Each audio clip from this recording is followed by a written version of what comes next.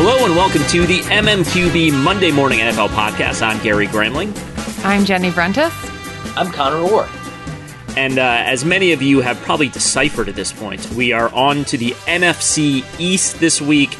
And by the way, I'll get this out of the way up top. No one has guessed the order we are going in at this point. We want you to send your guesses in at our incredibly subjective reasoning behind the ordering that we're going on in these division previews. And if you have a guess, you can do it a couple ways. You can email the mmqb@gmail.com, or you can reach us through our very social media on Twitter, I guess. That's probably what we check most frequently. Should we all reintroduce ourselves by Twitter handle like it's 2013 again?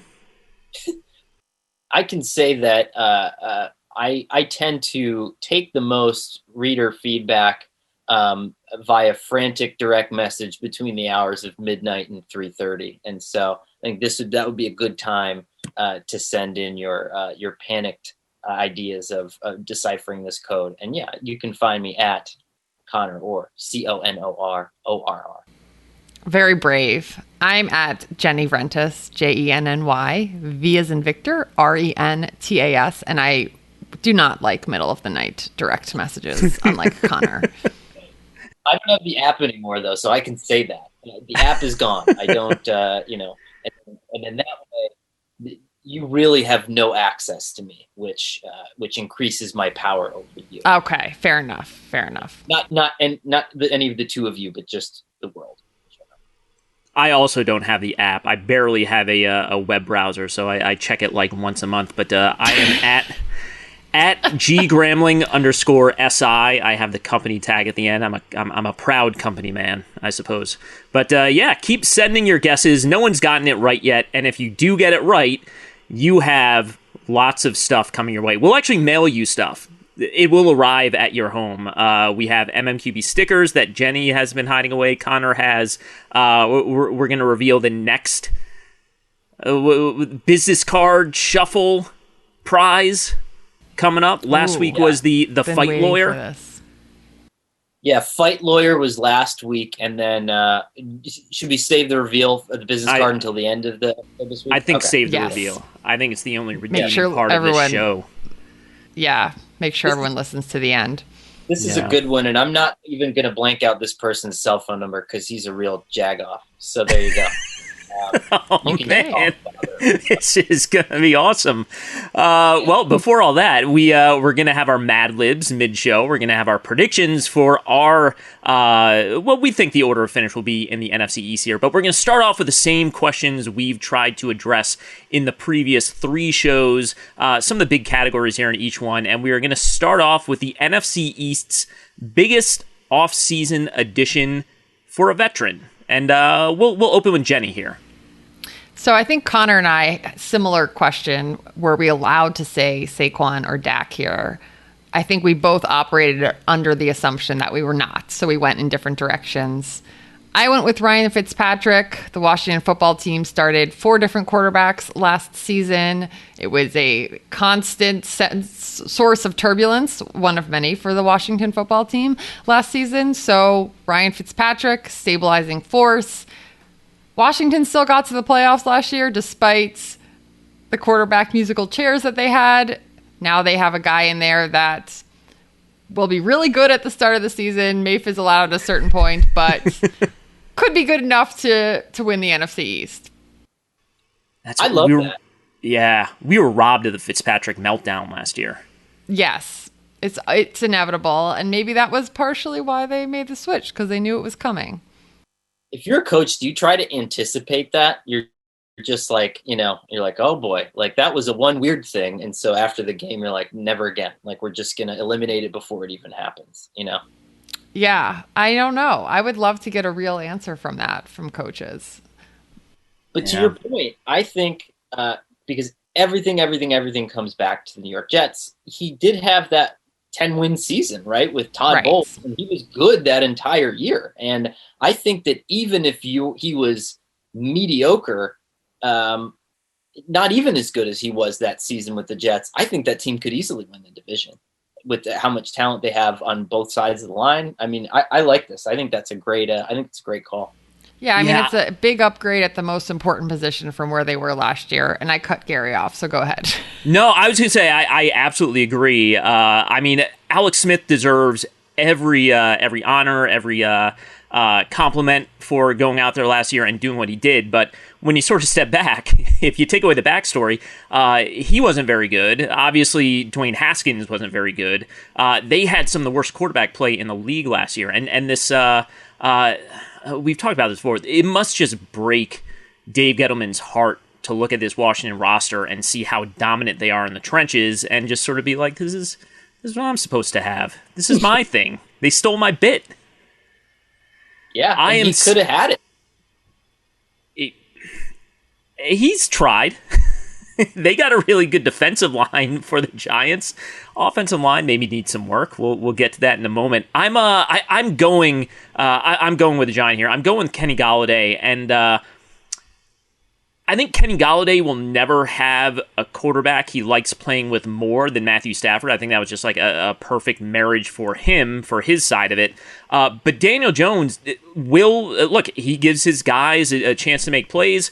A contested catch artist like Kenny Golladay, he fits with Daniel Jones, even if, Matthew Stafford is like the ultimate guy for Golladay to play with. But Golladay gives Jones just a kind of receiver he hasn't had in the past, and I really think it meshes well with what Daniel Jones wants to do. And I mean, what we're going to talk about all season, Daniel Jones' performance week to week, and we're going to have wild, scorching takes off of every performance, good or bad. But Kenny Golladay is pretty much precisely what Daniel Jones needed in this offense if he is going to take the next step as a quarterback. Yeah, I that's what I went with too. I went with Kenny Golladay, not just a contested catch guy. I think the contested catch guy, right? I don't think there's anybody who has a better contested catch percentage in the NFL between 2017 and last year. And you could tell the Lions missed that a lot in the games that he was out. But I think this is good. I mean, it's something and someone that's finally going to reward Daniel Jones for his best attribute, which is his toughness, his ability to hang in the pocket, take hits, and risk these kind of throws. And having Golladay on the other end of that, I think is huge. And, I think they were super reliant on guys like Darius Slayton and then Evan Ingram, who I think at best had like a 50% catch rate. You just did not know if that ball, even thrown perfectly in the right spot, was going to go anywhere. And I think that some of that gets lost even in the advanced analytics on Daniel Jones. I think that there's kind of a failure to tell that part of the story. And that's why I think,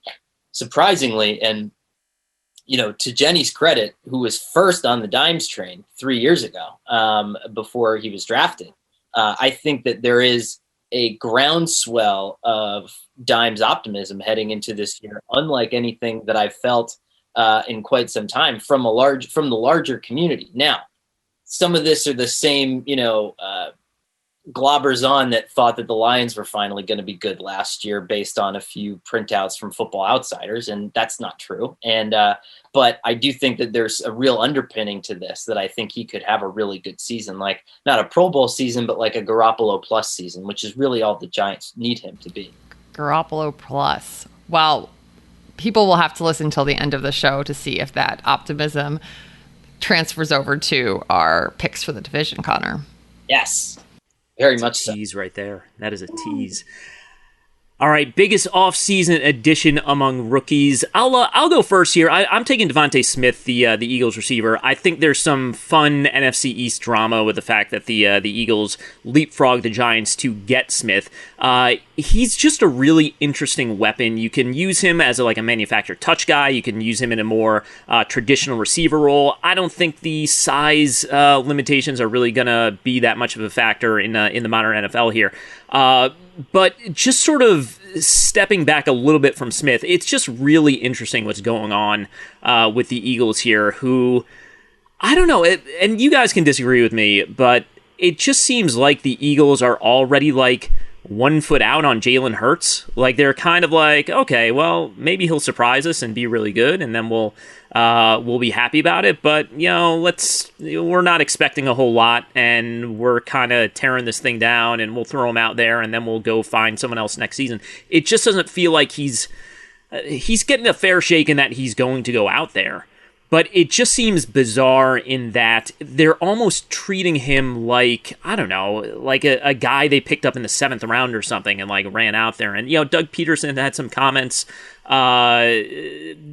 this past week about how they drafted Jalen Hurts because they wanted a reliable backup and et cetera, et cetera. And it's just like, well, I mean, you took him in the 2nd round, so you had to think maybe he would become a starter, and he's probably not going to play at the level that Carson Wentz did in 2017, 2018, 2019, but he'll probably be better than last year, and who knows? I mean, the guy's got tools to work with. You got a coach who's supposed to be really good with quarterbacks. Let's see what happens. And it just seems everyone's already kind of just writing him off. Yeah, I agree, Gary. I think that he's a placeholder and that the Eagles were actively but very quietly in the quarterback market. I think they were a team that would have been interested in a guy like Deshaun Watson had that the situation had some clarity, or before even everything came up off the field. I think they would have been looking at a guy like that. Now, what happened off the field has certainly changed things a little bit, but they're a team that I think has been, peeping around for other options at the position, but haven't gotten a lot of attention for doing so. I love the peeping around. Yeah, I like that. That's why you got YouTube. Yeah, you got to watch it on YouTube. This is why you don't miss the full video version. What's interesting is I think if you gave the entire Eagles staff this is a good former boss Peter Kingism. If you gave the entire Eagles staff truth serum, which is like what he likes to say. I think what people would say about Jalen Hurts is that he was very well liked by some people that just have more control over other people in the building, and there's really not a whole lot that you can do about that. If let's say an owner thinks he's the next Russell Wilson or something, he owns the football team, so there's not a whole lot that you can do there. I think that there was a sentiment of that. And I think that it'll be interesting to see what happens moving forward with him. But I agree. It's like you're kind of almost trying to show, not tell people who believe in Jalen Hurts that it's not going to work, by just allowing things to happen that way. And then you're covering yourself on the back end by creating a situation where you have 3 first-round picks and you can theoretically get any quarterback you want in the draft next year, unless the Texans have the number 1 pick, which I'm assuming that they wouldn't trade for anything, at this point to get the quarterback. But I think it's going to be interesting. But I do think Devonta Smith was one of those picks where it's like, okay, he's going to help us in the future, but he's also going to pacify everybody in the present so that they can't really say what Gary is saying now. Really, the Eagles are afraid of Garrett is what I'm trying. Rightfully so. Yeah. Rightfully so. But I went with Micah Parsons, and the reason I went with him is because I think you look at the division as a whole, you have Ryan Fitzpatrick in Washington, they're going to run the ball a ton. You have the Giants, they're going to run the ball a ton. And then you have the Eagles, who have a mobile quarterback. And so that swing linebacker hybrid guy, I think, is going to be incredibly important in terms of helping you get stout against the run, but also maybe acting as a spy for a mobile quarterback. Daniel Jones, sneaky mobile, as we also know, one of the fastest mile per hour runs on Next Gen Stats last year when he almost scored that touchdown against the Eagles. So a lot of usefulness, I think, for a versatile linebacker. I also went defense. I went with Azeez Ojulari. I think the Giants really got great value for him. He was somebody that a lot of evaluators thought was going to go in the first round and certainly had the ability to do so. And it really lined up for the Giants that they were looking for an edge talent, and they were able to get him in the 2nd round. And I think that defense is really on the upswing. It was a top 10 defense last season, but a lot of the pressure came from the interior. The Giants have been looking for an edge presence, and that's where I think Ojulari will have a really big opportunity. He led the SEC in both sacks and tackles for a loss last season, so he's a highly productive player, and I think he could really elevate that defense even to the next level this season under coordinator Patrick Graham. It's been so long since they've had an edge guy here for the Giants, just a pure edge guy. All right, you probably don't feel scared of having Dave Gettleman pick, right? I mean, he has been associated with a very long track record of at least getting those guys somewhat right. I think he's trying to fit Leonard Williams in a little bit of a square peg into a round hole and make that happen. But largely the Giants have had a succession of very good edge players throughout that time. And whether you want to credit that to Gettleman or Jerry Reese or whoever it was, I do think that there is some level of faith there, or should be some level of faith there. Most valuable non-quarterback here, and we'll open up with Conor on this one.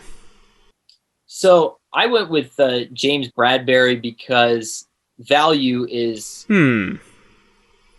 value relative to the team, right? And so, like, if you take that one player off the team, what happens to that collective unit? And I think if you take a very good cover corner out of Patrick Graham's defense, that entire thing collapses like a house of cards. That would be my assumption, at least.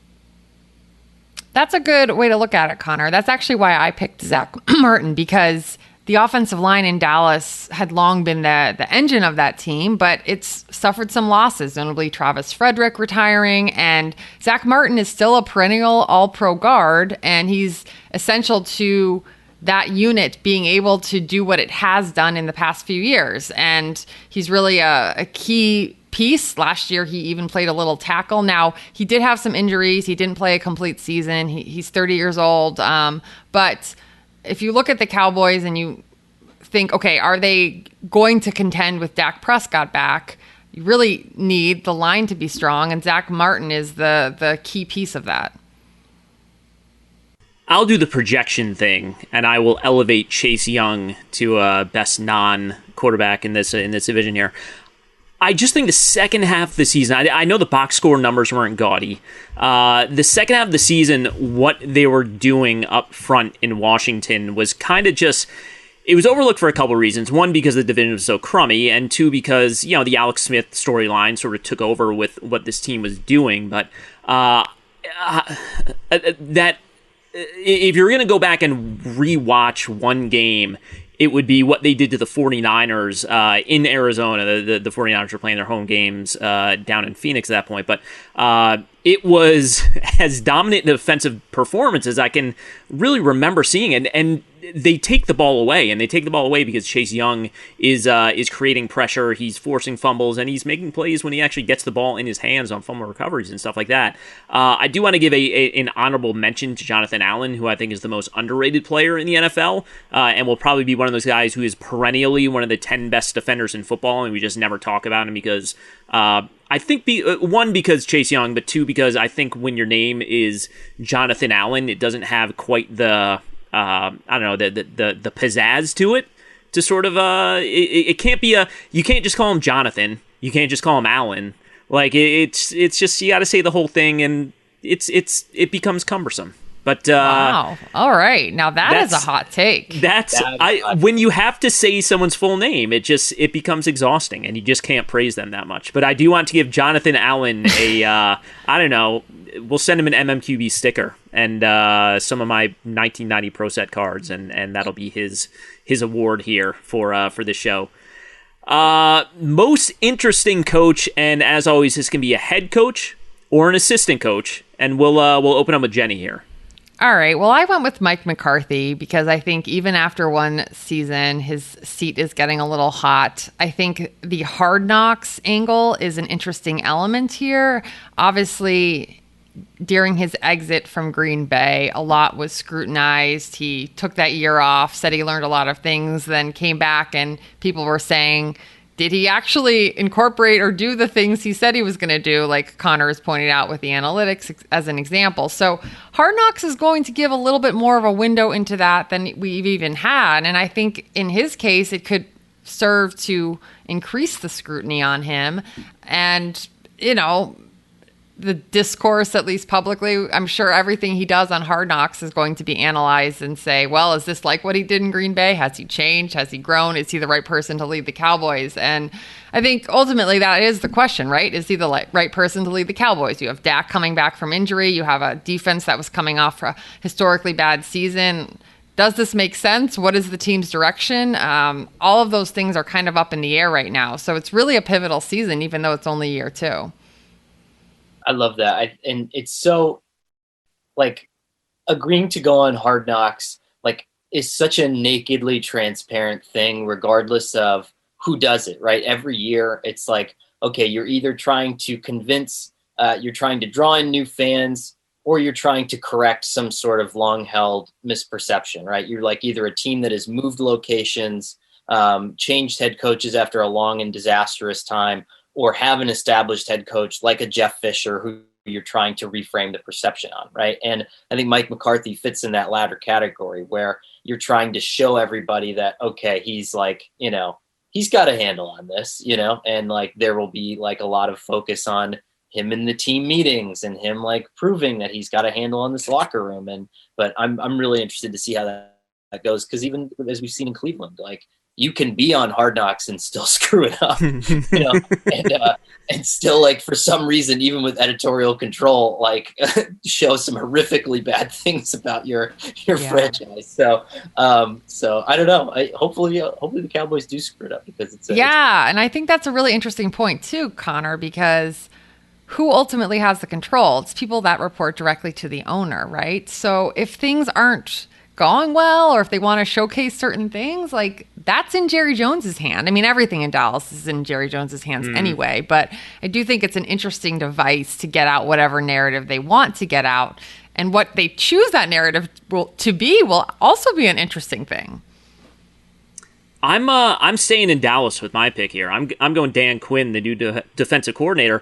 We had kind of been not fully seriously, but kind of seriously calling for him to just sort of step in last season when that Mike Nolan defense was really having their issues. And look, the Mike Nolan thing didn't make a ton of sense. They really hadn't built a roster that sort of fits what he does. I mean, if you're running a Mike Nolan defense, you want like a true number one corner. They had just let Byron Jones walk and had sort of, they were still sitting on a team that was not built to play that kind of football. So Dan Quinn certainly fits the personnel better based on what he used to do in Atlanta. But by the same token, we saw that Falcons defense, that Seattle style, we'll loosely call it, sort of single high approach, that got less and less effective as the years went on. Now, a lot of it had to do with injury problems in Atlanta, but he sort of had a chance to sit back, at least for half a season, and sort of rethink what he wants to do defensively. And we've seen some veteran coaches come back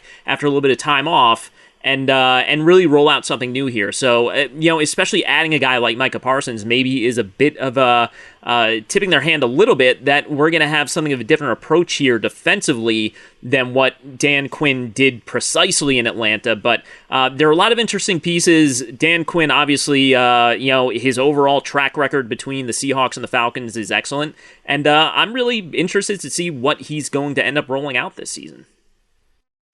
Cowboys can be full of two coaches who promise to change with time off and don't actually change with time off. I think seriously, if any coach would change during even a brief time off, it would be Dan Quinn. I think that was such a buy low prospect for any team, and anybody who's ever talked to him for 5 seconds knows that guy's fired up to get back in the league. So I think that's a good. I think that's a good pick. I'm also staying in Dallas with Jason Garrett, just kidding. It is a little disorienting in the Google Doc. It is, yeah. And it's funny, I was asking around, a little bit about him this offseason, because it's like, what problems are on his shoulders versus the problems on the rest of the team, the personnel, the quarterbacks, because he really hasn't called an offense in a really long time before he was with the Giants. He had passed up those responsibilities time and time again to other people, or was asked to do it too. And so, where is his idea of the evolution of offense and stuff? And I think really the only positive feedback that I got on that was that, okay, well, it's good for Daniel Jones that it keeps being the same guy. But other than that, what are we seeing in this offense that leads anybody to believe that it's spectacular or groundbreaking or helping the quarterback in any way? And I think that that's going to be interesting, because if you're Joe Judge, you're kind of between a rock and a hard place, right?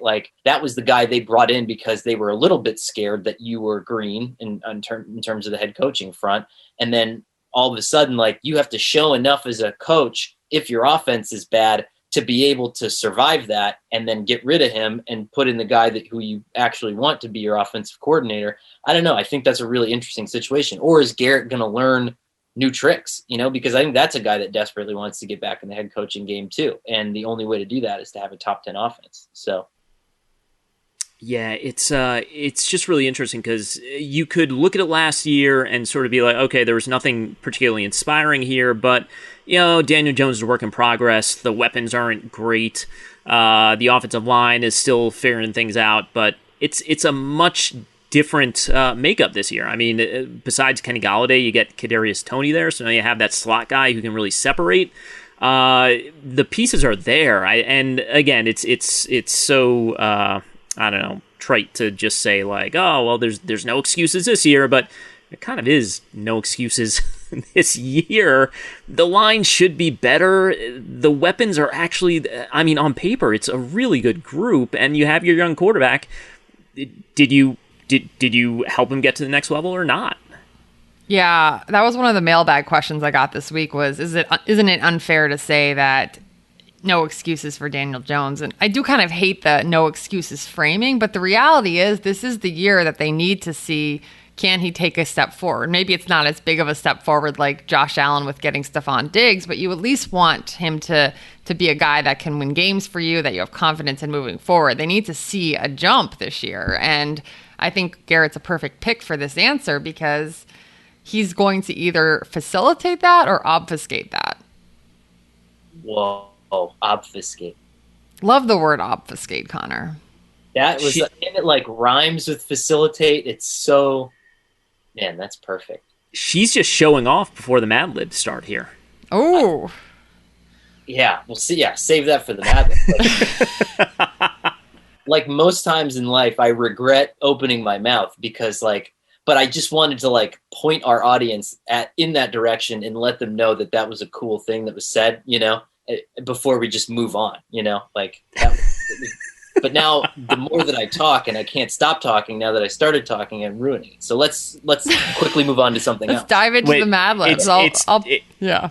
It's time for the Mad Libs. We need an applause button, I guess, for this show. But Connor, take it away. All right, guys. So we're on a hot streak here, so let's see if we can keep it going. I believe that Gary went first last week. Is that true? That is not true. Jenny went first last week. I went first last week. I think it's Gary's turn, yeah. Yep. Remember the Mad Libs for me. Okay, so Gary goes first. And Gary, I want you to give me an adjective that you would use to describe an underperforming vehicle, a car that is at the end of its usefulness. It is unreliable. Okay,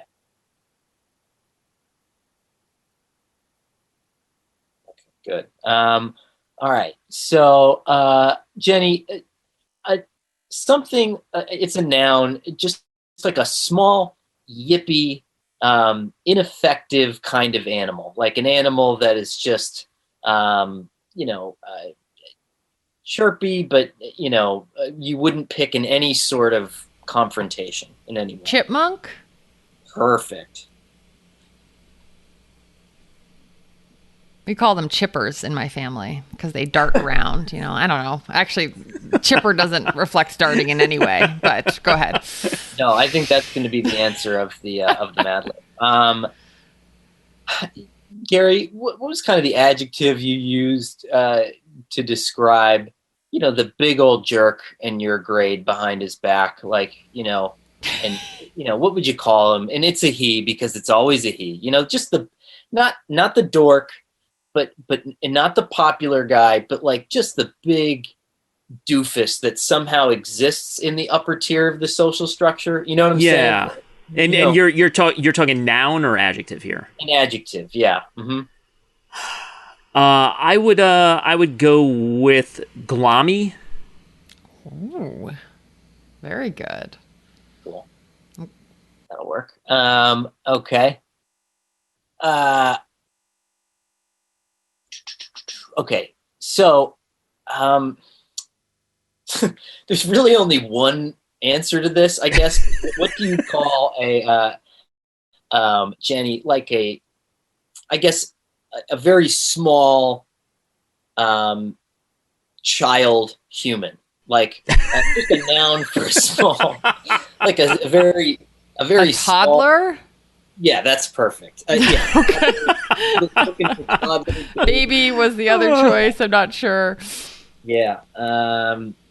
You'll see how this all comes. Okay. So Gary, when you do jazz hands, which I know is frequently, like when you kind of throw up your jazz hands, what's sort of the word that just comes to mind when you do that? You're throwing up your jazz hands, and then you often say what? That is do you want a word or do you want like a sound? Because it's kind of like a ksha. Okay, perfect. So like KI-SHAAA. Great. Okay, I had written KI-CHAAA. Ooh, okay. You guys are on the same page. Yeah. Okay, all right. Yeah, that's perfect. So Jenny, when you go to the grocery store, that one weird aisle that doesn't sell food, but kind of other random products that you might need for your home. It's like there's batteries and baking sheets and stuff like that. What do you find yourself most frequently looking for in that aisle? Oh, that's an interesting question. Goodness. I mean, I guess like toilet paper wouldn't count. No. Okay, you want like very random things. Ziploc bags. Perfect. It's bad for the environment. We should be using the reusable stasher bags. I've outed myself. Very true. Very true. You should. And then Gary, just one word to describe the Fire Festival. Remember the Fire Festival? It was a you want tragic comedy. Tragic comedy. That's good. That's very good. Okay. If you thought the AFC East was bad, their geographic counterpart was even worse. This division wasn't just crappy last year, it was downright unreliable. The Cowboys, more like the Chipmunk Boys, am I right? The Washington football team, more like the Washington Glommers. Huh? Right? Is this bit getting old? Moving on. The Giants, more like the Toddlers. The Eagles, well, that just goes to show that this whole division was for the birds. Ooh. Anyway, Dak Prescott is back and adds some serious ka-cha to the division. Yeah. Now, things get interesting. Daniel Jones, who looks like a Ziploc bag, could also be a major factor this year. Either way, it has to be better than last year's tragic comedy. So, excellent. Nice. Tragic comedy is perfect. Tragic comedy was good. I like that. So what were you thinking? What was in your mind for the item from the housewares aisle at the store, Connor? I don't know. Like, I guess I was secretly hoping that you would say plunger. Oh, okay. Interesting. Okay. So yeah, I didn't go quite enough housewares, Yeah. And all due respect, you can look like a plumber. I look like Mr. Clean right now. So we all, we can all look like weird things. Yeah. There are more, I have to say, like, New York grocery stores are weird, and that things are, I don't know. that aisle doesn't exist in every New York grocery store because you might more often go to like a Trader Joe's or a Whole Foods or something. There's not your normal like big grocery store where there's like this one random aisle. So it did take me a second to have to sort through my mind, like Weiss Market in State College, Pennsylvania, but Plunger. Yes. Okay. Plunger would have been good. Sorry to let you down, Connor. No, that's okay. I thought it was good. I like this one. I felt good about the Mad Libs. All right, guys. Now that we've specifically laid out how things will play out in the NFC East with the Mad Lib, we're going to unveil our order of finish. This is coach's poll style. We each submit our own 1 through 4, and then we combine them through the power of mathematics. But fourth place, unanimously, the Eagles, 3 points. I don't think this team can be competitive this year, which is weird. When's the last time we said this about an Eagles team? You're right. That is strange. Like a few years ago, we were like, is this the most complete roster in the NFL? Seem to have everything figured out. Could be a perennial contender. And now they're totally starting over. Yeah. Almost have to go like pre-Andy Reid or something to find them in this state. Third place with 7 points, Washington football team. We had Jenny and Connor had them in third. I picked them in second. And again, I don't know, if you can win the division with the level of quarterback play they had a year ago, yeah, they could win this division. Sure, anyone can win this division. We could win this division. That was the hard thing about picking, is that I see Washington as a legitimate contender to win the division, yet I put them in third place. And that's not true of a lot of divisions, but as we saw last year, the NFC East was open the entire season, so I think any of the top 3 teams other than the Eagles could win it. What's the word for like being deep but in a crappy sort of way? You know what I mean? Like there's the NFC West and it's like any team could win this division, but it's like because they're all awesome. And like this one's like any team could win this division because they're all varying levels of okay. Yeah, there's a lot of parity, but it just happens to be at a lower level. Yes. They're rich in parity. Yes. Second place, 9 points. We have the Cowboys, and Connor had picked the Cowboys. Jenny and I had them. Let's see, I had them third. Jenny had them second. And the Giants are our predicted NFC East champion. Jenny and I picked them to win it. Connor had them second. And I guess I'll just pair these teams up because on one hand, look, I think the Cowboys, they have Dak Prescott coming back. They have a lot of flash here. This roster looks like it was built like a fantasy football roster in a way, and we'll see how that plays out here. Whereas the Giants, I don't know if they have the same level of flash. As we said, obviously they really built up the skill positions on offense this year, but it just, I don't know, it just feels like they're ready for the next step at this point. Yeah, that's what I was kind of leaning into. The defense is on the ascent, potentially setting up Daniel Jones to take a big step forward with what they've surrounded him with this year. And yeah, it's an open division. It's the one where it always seems to be a different team winning the next year, right? So I picked the Giants to be that team, but Connor is alone among us who picked the Cowboys.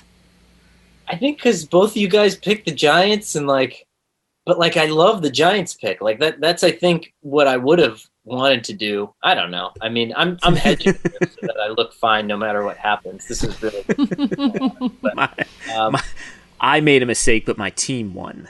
That's what matters. I think it comes down to, are you more confident in the Giants building an offensive line, or are you more confident in the Cowboys building a defense, right? And from scratch. And, so I think that's a very legitimate question. And I think that may very well be what it comes down to. But like we said, Washington could very well win this division too. And I love the idea. I think of Gary's having it shake out that way probably the most, just because imagining a lot of things going wrong, like maybe Dak Prescott isn't yet fully healthy. Maybe Mike McCarthy can't get a handle on this locker room. Like I think a lot of those things are likely too. So I could see that happening. All right, this is the before we get to the business card that we're all waiting for. I can't wait to hear who this is to go along with the fight lawyer. We're going to go quickly team by team, Super Bowl contender or not Super Bowl contender, and we will start with the Giants. I'll say no. No. No. Cowboys? No. No. Yes. Okay. Football team. That was like the that's the sound that like your parents make when you tell them that you're majoring in sculpture. They're just like, oh, okay. You chose incorrectly, and we think it's objectively incorrect, but we'll just all right. We'll put a pin in that. Come back to it later. Yeah. Okay. All right. Football team. No. No. Yes. All right. Wow. Okay. Okay. Yes. Okay.